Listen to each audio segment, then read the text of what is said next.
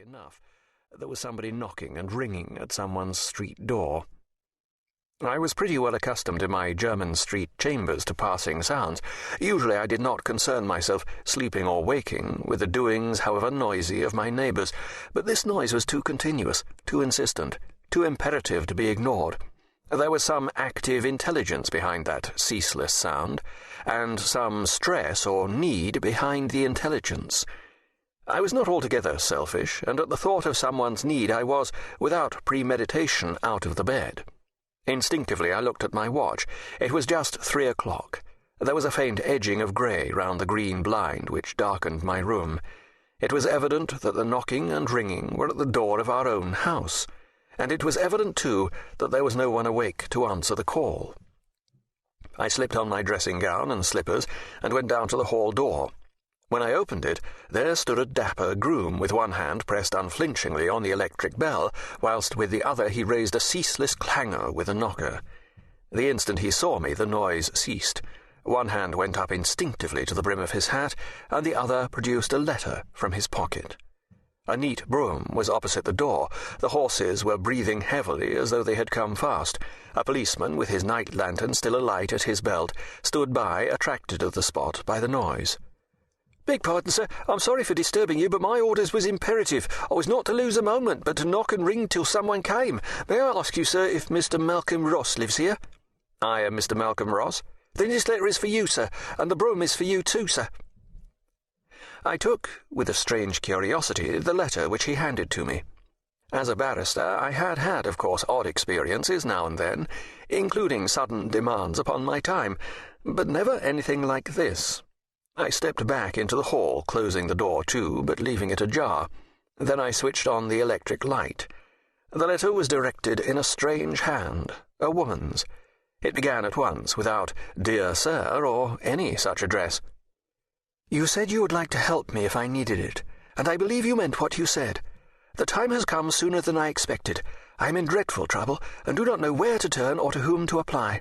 An attempt has, I fear, been made to murder my father, though, thank God, he still lives, but he is quite unconscious. The doctors and police have been sent for, but there is no one here whom I can depend on. Come at once if you are able to, and forgive me if you can. I suppose I shall realize later what I have done in asking such a favour, but at present I cannot think. Come at once. Margaret Trelawney." Pain and exultation struggled in my mind as I read, but the mastering thought was that she was in trouble and had called on me. Me. My dreaming of her, then, was not altogether without a cause. I called out to the groom, "Wait, I shall be with you in a minute." Then I flew upstairs. A very few minutes sufficed to wash and dress, and we were soon driving through the streets as fast as the horses could go. It was market morning, and when we got out on Piccadilly there was an endless stream of carts coming from the west. But for the rest, the roadway was clear, and we went quickly. I had told the groom to come into the brougham with me so that he could tell me what had happened as we went along. He sat awkwardly with his hat on his knees as he spoke. "Miss Trelawney, sir, sent a man to tell us to get out a carriage at once, and when we was ready she come herself and gave me the letter and told Morgan, the coachman, sir, to fly. She said as I was not to lose a second, but to keep knocking till someone come." "Yes, I know, you told me. What I want to know is, why she sent for me? What happened in the house?" "I don't quite know myself, sir, except that master was found in his room senseless, with the sheets all bloody and a wound on his head. He couldn't be waked, nohow. 'Twas Miss Trelawney herself as found him." "How did she come to find him at such an hour? It was late in the night, I suppose." "I don't know, sir. I didn't hear nothing at all of the details." As he could tell me no more, I stopped the carriage for a moment to let him get out on the box. Then I turned the matter over in my mind as I sat alone. There were many things which I could have asked the servant, and for a few moments after he had gone I was angry with myself for not having used my opportunity.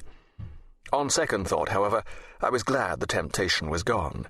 I felt that it would be more delicate to learn what I wanted to know of Miss Trelawney's surroundings from herself, rather than from her servants.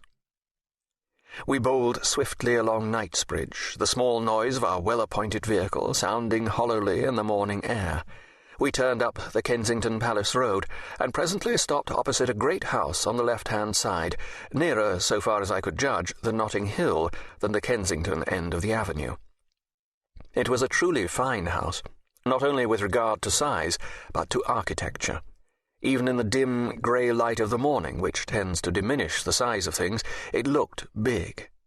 Miss Trelawney met me in the hall. She was not in any way shy. She seemed to rule all around her with a sort of high-bred dominance, all the more remarkable as she was greatly agitated and as pale as snow. In the great hall were several servants, the men standing together near the hall door, and the women clinging together in the further corners and doorways. A police superintendent had been talking to Miss Trelawney. 2 men in uniform and 1 plain-clothes man stood near him. As she took my hand impulsively, there was a look of relief in her eyes, and she gave a gentle sigh of relief. Her salutation was simple. "I knew you would come." The clasp of the hand can mean a great deal, even when it is not intended to mean anything especially. Miss Trelawney's hand somehow became lost in my own. It was not that it was a small hand. It was fine and flexible, with long, delicate fingers, a rare and beautiful hand. It was the unconscious self-surrender, and though at the moment I could not dwell on the cause of the thrill which swept me, it came back to me later. She turned and said to the police superintendent, "This is Mr. Malcolm Ross." The police officer saluted as he answered, "I know Mr. Malcolm Ross, miss. Perhaps you will remember I had the honour of working with him in the Blackstone coining case." I had not at first glance noticed who it was, my whole attention having been taken with Miss Trelawney. "Of course, Superintendent Dolan, I remember very well," I said as we shook hands.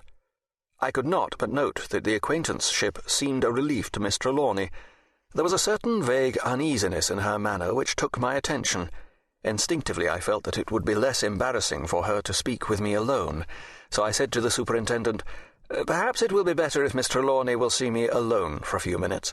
You, of course, have already heard all she knows, and I shall understand better how things are if I may ask some questions. I will then talk the matter over with you, if I may." "I shall be glad to be of what service I can, sir," he answered heartily. Following Miss Trelawney, I moved over to a dainty room which opened from the hall and looked out on the garden at the back of the house. When we had entered and I had closed the door, she said, "I will thank you later for your goodness in coming to me in my trouble, but at present you can best help me when you know the facts." "Go on," I said. "Tell me all you know and spare no detail, however trivial it may at the present time seem to be." She went on at once. "I was awakened by some sound. I do not know what. I only know that it came through my sleep, for all at once I found myself awake, with my heart beating wildly, listening anxiously for some sound from my father's room. My room is next to father's, and I can often hear him moving about before I fall asleep. He works late at night, sometimes very late indeed, so that when I wake early, as I do occasionally, or in the grey of the dawn, I hear him still moving. I tried once to remonstrate with him about staying up so late, as it cannot be good for him, but I never ventured to repeat the experiment. You know how stern and cold he can be. At least you may remember what I told you about him, and when he is polite in this mood, he is dreadful. When he is angry, I can bear it much better, but when he is slow and deliberate, and the side of his mouth lifts up to show the sharp teeth, I think I feel— well, I don't know how.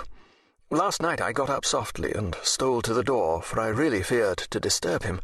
There was not any noise of moving, and no kind of cry at all, but there was a queer kind of dragging sound, and a slow, heavy breathing. Oh, it was dreadful, waiting there in the dark and the silence, and fearing I did not know what. At last I took my courage à deux mains, and turning the handle of the door as softly as I could, I opened the door a tiny bit. It was quite dark within. I could just see the outline of the windows, but in the darkness the sound of breathing, becoming more distinct, was appalling. As I listened, this continued, but there was no other sound. I pushed the door open all at once. I was afraid to open it slowly. I felt as if there might be some dreadful thing behind it, ready to pounce out on me. Then I switched on the electric light and stepped into the room. I looked first at the bed. The sheets were all crumpled up, so that I knew father had been in bed, but there was a great dark red patch in the centre of the bed, and spreading to the edge of it, that made my heart stand still.